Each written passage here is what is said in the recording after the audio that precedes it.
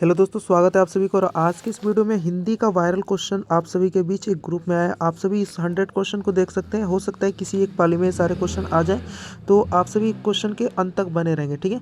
चलिए, सबसे पहले क्वेश्चन हिंदी में जितने भी दिए गए हैं 100 ऑब्जेक्टिव क्वेश्चनों को पहले कर लेते हैं, उसके बाद से लॉन्ग और सब्जेक्टिव क्वेश्चन को करते हैं। इसके लिए हमारे चैनल को सब्सक्राइब कर देंगे किसमें, क्योंकि इस वीडियो में हम लोग सिर्फ ऑब्जेक्टिव क्वेश्चनों को 100 क्वेश्चनों को करेंगे, ठीक है।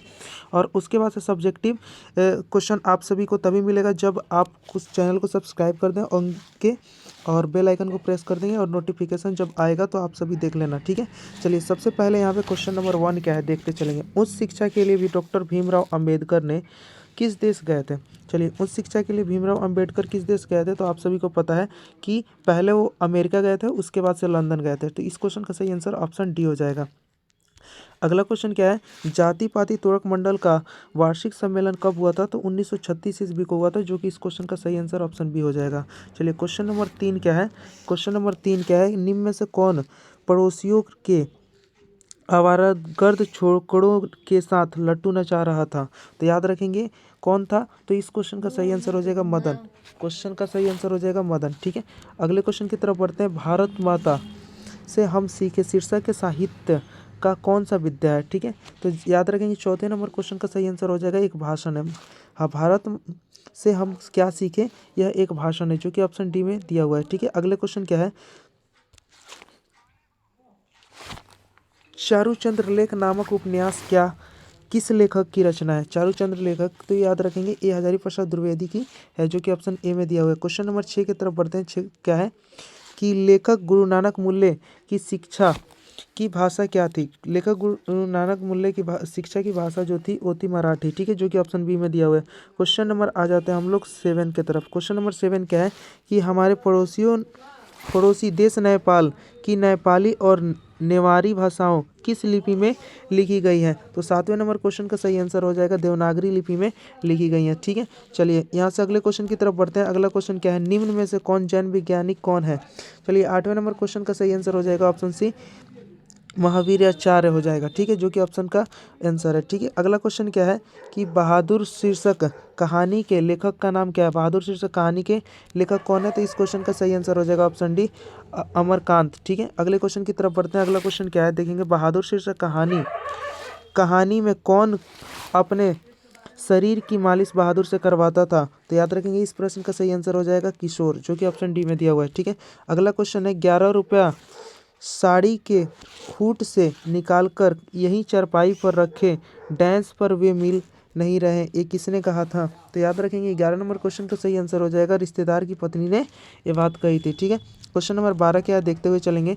लेखक रामविलास शर्मा का जन्म किस वर्ष हुआ था। तो याद रखेंगे 12 नंबर क्वेश्चन का सही आंसर हो जाएगा 1912 ईस्वी में हुआ था, ठीक है। अगला क्वेश्चन क्या है, जो साहित्य दूसरे को नकल करके लिखा जाए वह उद्यम कोटि का होता है और सांस्कृतिक असमर्थता का सूचक होता है, यह पंक्ति किस शीर्षक की है।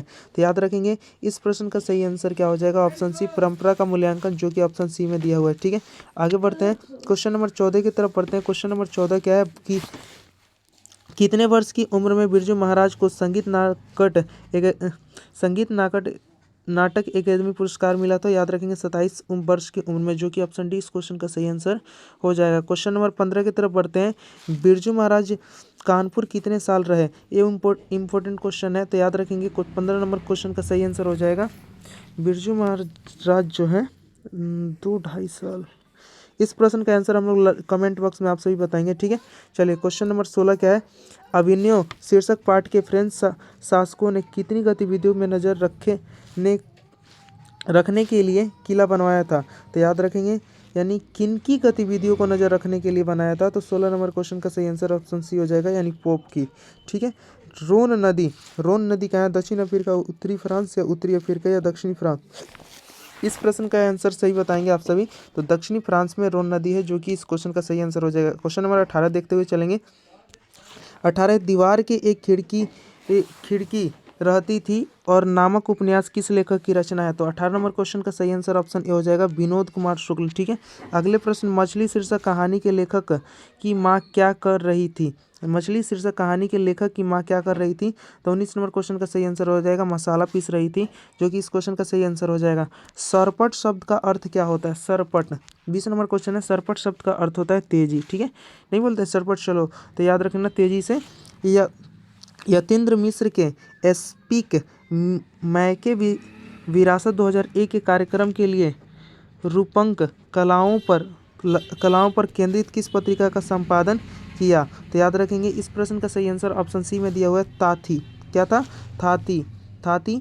ठीक है, नेक्स्ट प्रश्न की तरफ बढ़ते हैं। अमरुद्दीन यानी बिस्मिल्लाह खां का क्या बोला जाता था? अमरुद्दीन का ननिहाल कहाँ है? यानी बिस्मिल्लाह खां का जो था ननिहाल कहाँ था? तो 22 नंबर क्वेश्चन का सही आंसर हो जाएगा काशी था। ठीक है, जो कि ऑप्शन डी में दिया हुआ है। अगले प्रश्न की तरफ बढ़ते हैं। बिस्मिल्लाह खां फिल्म देखने के लिए किसने 6 पैसे लेते थे? किसने 6 पैसे लेते थे? तो याद रखेंगे 23 नंबर क्वेश्चन का सही आंसर हो जाएगा कि मामू से, मौसी से और नानी से भी पैसे लेते थे, यानी इस क्वेश्चन का सही आंसर ऑप्शन डी हो जाएगा। ठीक है, हरिजन नामक ऐतिहासिक पत्र का रचनाकार का नाम क्या है? तो 24 नंबर क्वेश्चन का सही आंसर हो जाएगा ऑप्शन है महात्मा गांधी। ठीक है, हरिजन पत्रिका किसने लिखी थी? महात्मा गांधी ने। चलिए क्वेश्चन नंबर 25 क्या है? महात्मा गांधी की हत्या किस वर्ष हुई? बहुत इंपॉर्टेंट क्वेश्चन है, तो याद रखेंगे 25 नंबर क्वेश्चन का सही आंसर आप सभी जानते हैं ऑप्शन बी 1948 ईस्वी में हुआ था। ठीक है, चलिए सेन साहब की कितनी लड़कियां थी? तो सेन साहब की 5 लड़कियां थी। इस सभी आसान क्वेश्चन एग्जाम में इस बार पूछे जाएंगे और कहीं यही पेपर ना आ जाए। दक्षिण भारत के षड्यंत्र प्रदेश में से किस राजा के पलियम ताम्रपत्र मिले हैं? तो 27 नंबर क्वेश्चन का सही आंसर हो जाएगा ऑप्शन डी राजा वरगुण के। ठीक है, अगला क्वेश्चन क्या है? वेतमा पत्रदान किस वर्ष का है? वेतमा दान पत्र जो है किस वर्ष का है? तो क्वेश्चन नंबर 28 का सही आंसर हो जाएगा 1020 ईस्वी का है। ठीक है, अगला क्वेश्चन क्या है? थ का उच्चारण स्थान, तो आप सभी बताएंगे थ, थ यानी तवर्ग को किससे बोला जाता है? जल्दी बताएंगे, तवर्ग को किससे बोला जाता है? आप सभी जानते हैं तवर्ग को किससे बोला जाता है, तो याद रखेंगे दंत से। किससे बोला जाता है? दंत से, जो कि इस क्वेश्चन का सही आंसर है। व्यंजन वर्णों की कितनी श्रेणियां हैं? व्यंजन वर्णों की कितनी श्रेणियां हैं? तो याद रखेंगे 3 श्रेणियां हैं। ठीक है, इस क्वेश्चन का सही आंसर हो जाएगा। अगला क्वेश्चन क्या है? जिस स्वर का उच्चारण में 3 गुना समय लगे उसे हम लोग क्या कहेंगे? ह्रस्व स्वर कहेंगे या संयुक्त स्वर कहेंगे? याद रखेंगे, या क्या कहेंगे? दीर्घ स्वर या प्लुत स्वर? तो इस क्वेश्चन का सही आंसर आप सभी जानते हैं कि इस क्वेश्चन का सही आंसर हो जाएगा ऑप्शन सी, यानी दीर्घ स्वर कहेंगे। ठीक है, क्वेश्चन नंबर 31 नहीं, प्लुत स्वर कहा जाता है। 3 गुना समय किस में लगता है? प्लुत स्वर, यानी इस क्वेश्चन का सही आंसर ऑप्शन डी हो जाएगा।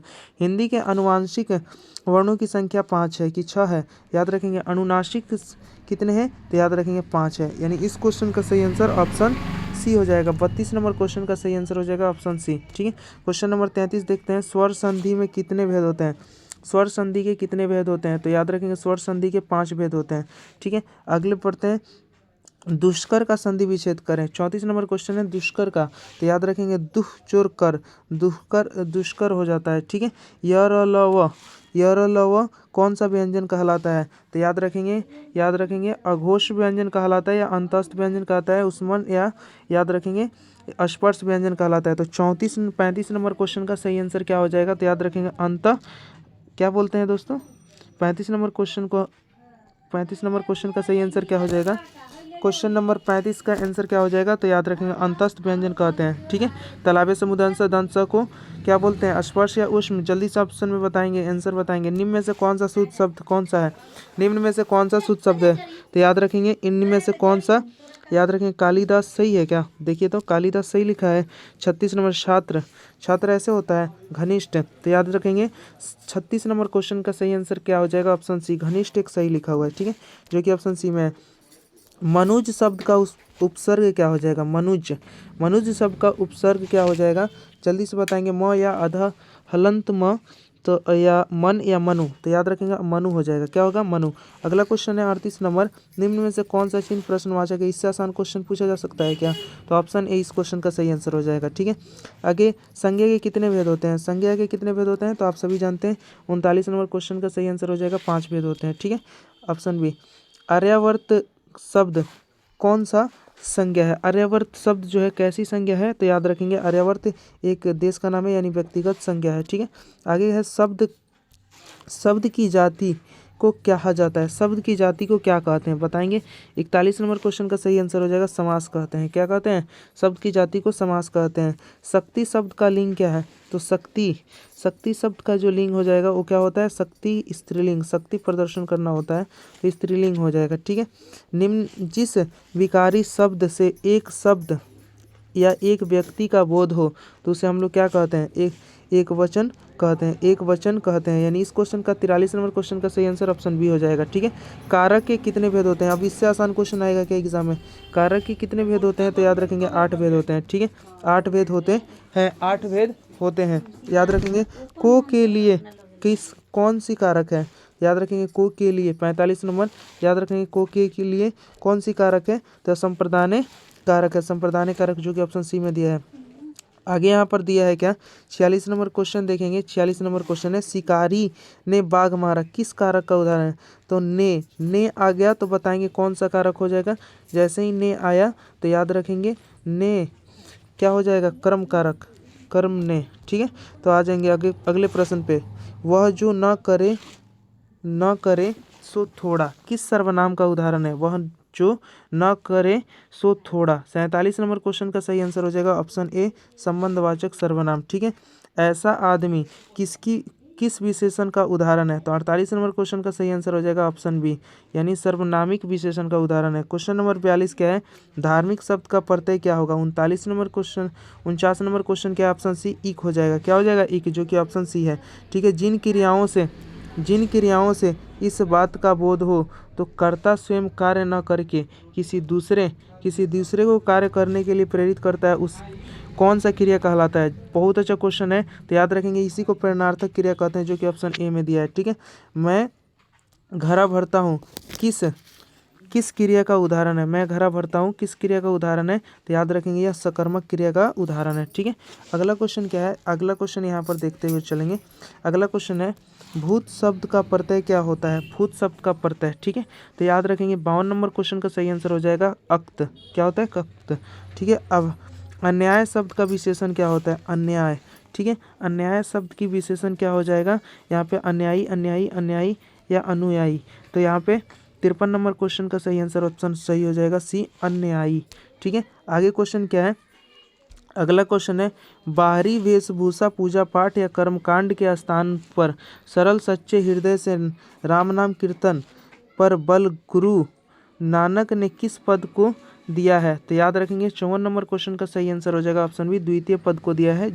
चलिए क्वेश्चन नंबर 55 की तरफ बढ़ते हैं। आसादी वार किसकी रचना है, आसादी वार जो है याद रखेंगे आसादी वार जो है गुरु नानक की रचना है, ये कई बार एग्जामों में पूछ लिया है तो इम्पोर्टेंट है। ठीक है, आगे बढ़ते हैं। अगला क्वेश्चन है सीखा शब्द का अर्थ क्या है, सीखा शब्द का जो अर्थ है 56 नंबर क्वेश्चन याद रखेंगे चोटी होता है। क्या होता है, चोटी।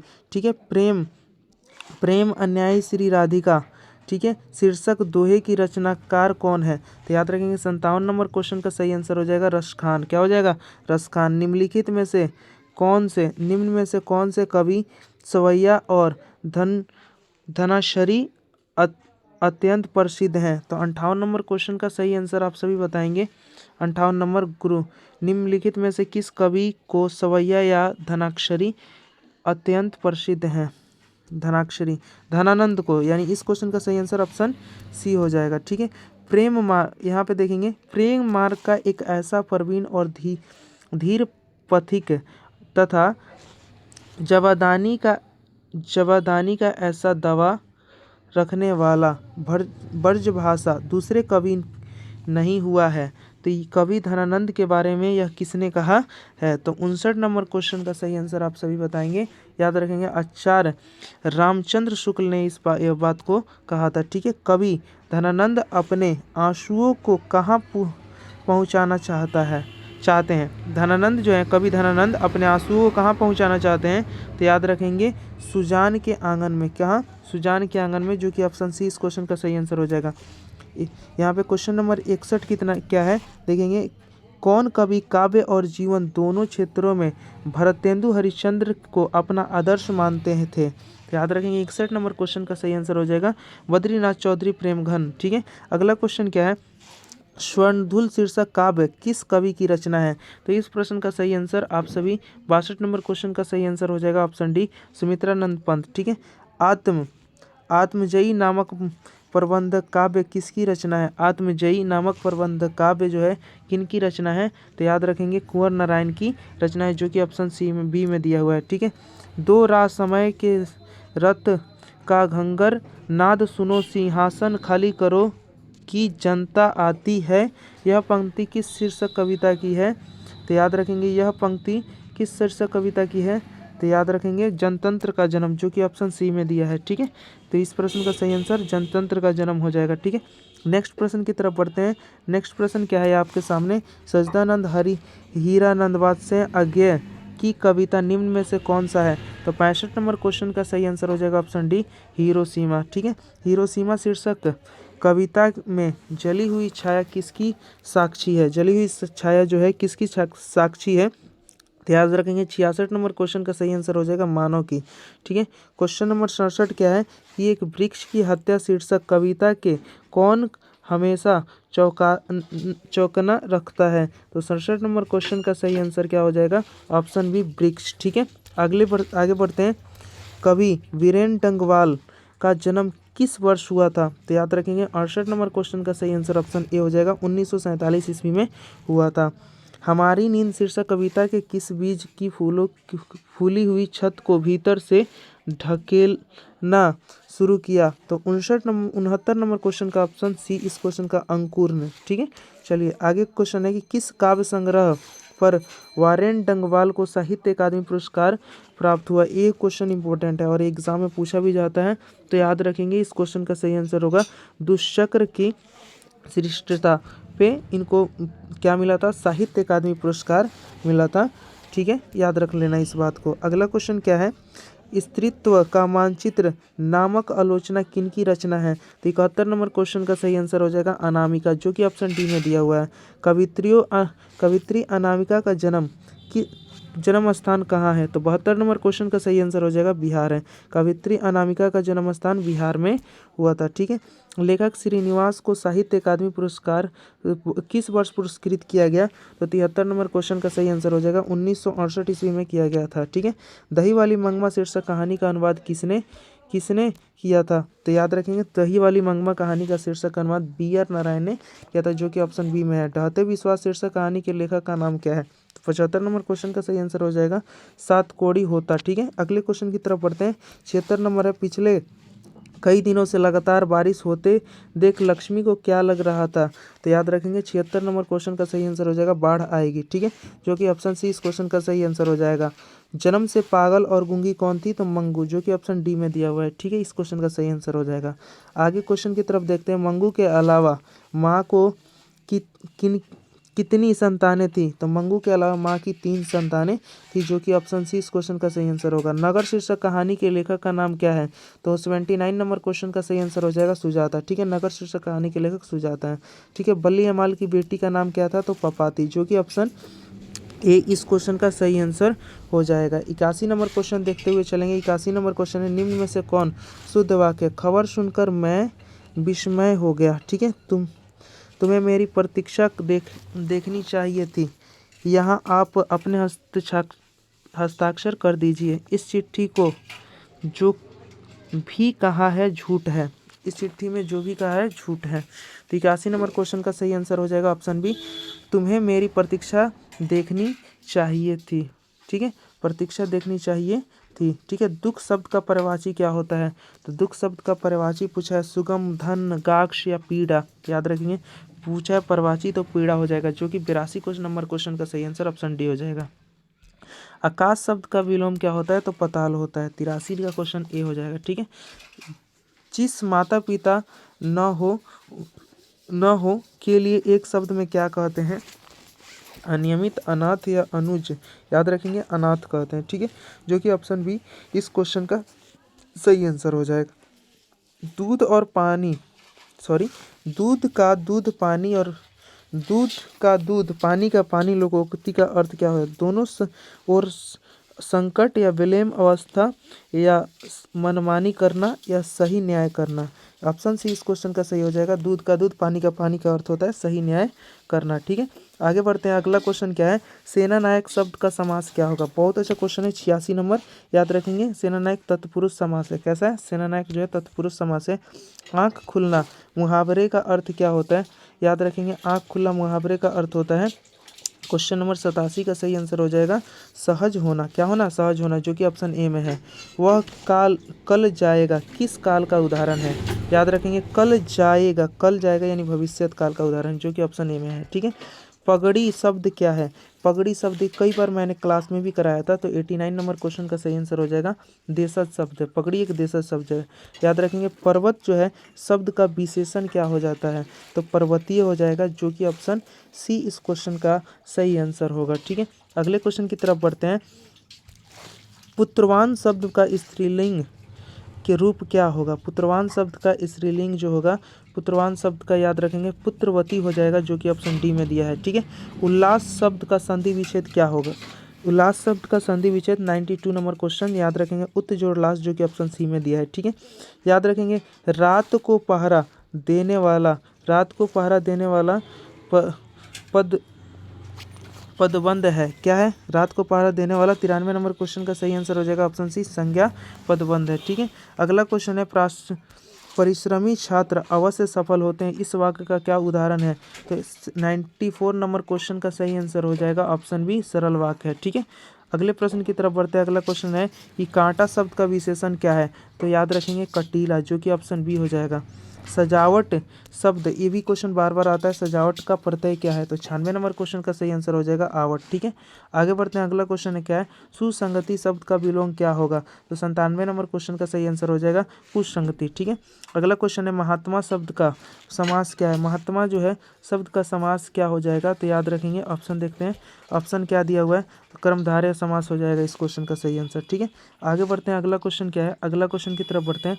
उद्गम शब्द की संधि विच्छेद करें, तो उद् जोड़ गम, उद् जोड़ गम या उद् जोड़ गम, तो याद रखेंगे उद् जोड़ गम, जो कि ऑप्शन बी में दिया है। ठीक है, आगे बढ़ते हैं। भ का उच्चारण स्थान प फ भ यानी पवर्ग का उच्चारण स्थान क्या होता है, सभी जानते हैं पवर्ग का उच्चारण स्थान ओट होता है, जो कि ऑप्शन यहाँ पे सी में दिया है। हमने 100 मोस्ट इंपॉर्टेंट याद रखेंगे VVI क्वेश्चन करा दिए, जो कि आपके एग्जाम में बार बार पूछे जा सकते हैं। अगर हमारे चैनल पर नए हैं तो चैनल को सब्सक्राइब कर दें और अपने दोस्तों में शेयर करना नहीं भूलें। ठीक है, इंपॉर्टेंट एक क्वेश्चन था, इसमें से हम लगभग बता रहे हैं कि आपको लगभग बहुत सारे क्वेश्चन आ जाएंगे एग्जाम में। चलिए मिलते हैं नेक्स्ट वीडियो में, धन्यवाद।